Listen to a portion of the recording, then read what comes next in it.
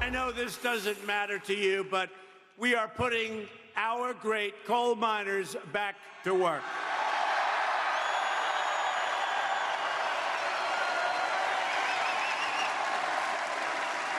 President Trump celebrating the rollback of rules on power plant emissions during his visit to coal country. He was in West Virginia. The new regulations replace Obama-era guidelines with his own initiative called the Affordable Clean Energy Rule. The new guidelines will give states the authority to restrict greenhouse gas emissions on their own.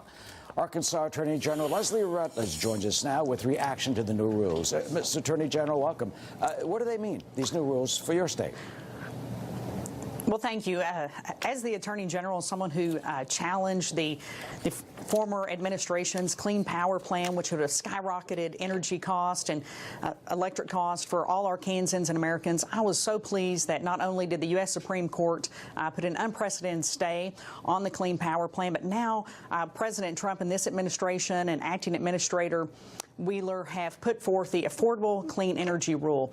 What does this mean? It means costs going down and that we can have affordable clean energy in America to ensure that we are able to grow more jobs. The Clean Energy Rule has an estimated cost compliance savings. That's a reduction in compliance of $6.4 billion versus the $25 billion that the Clean Power Plan would have cost Americans and American businesses and job creators because of its implementation. So I was extraordinarily happy yesterday, the President's actions and Acting Administrator Wheeler's actions on this. And now, how would you respond to critics who are concerned about global warming? And this type of regulation could only increase global warming and the problems that we've had.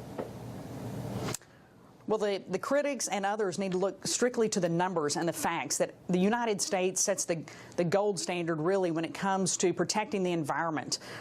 Over the last, from 2005 to 2017, our emissions have decreased 14% in the United States, while the global emissions have increased 20%. When you look at, since 1970, what we have done in terms of increasing the economy by 260%, it has risen, while our emissions have decreased double digits. And that's because, again, America sets the gold standard for this, and we are protecting the environment. We must always protect the environment, and I can assure Americans that I'm a seventh-generation Arkansan. I was raised on a cattle farm. My husband's a row crop farmer. Nobody cares more about land and air and protecting it than our farmers and ranchers do. And so we must protect our land and air, and these sort of standards by allowing states to work cooperatively with the federal government as opposed to a heavy-handed approach that had been taken in the Obama administration. This is a big welcome from the states saying, yes, we want to work with the federal government to protect our environment. When you drive from West Memphis, and go through those cotton fields and go out through those fields and come down to the Little Rock, to the river, and go down to Hot Springs and see the actual spring in Hot Springs, as a native Arkansan, finally. How do you feel about this rule, and when you point out the rest of the world, when you're dealing with India and China specifically, not at all following our lead? Well, it's certainly extraordinarily frustrating, and it sounds like you have been to Arkansas before, and we'd welcome you back.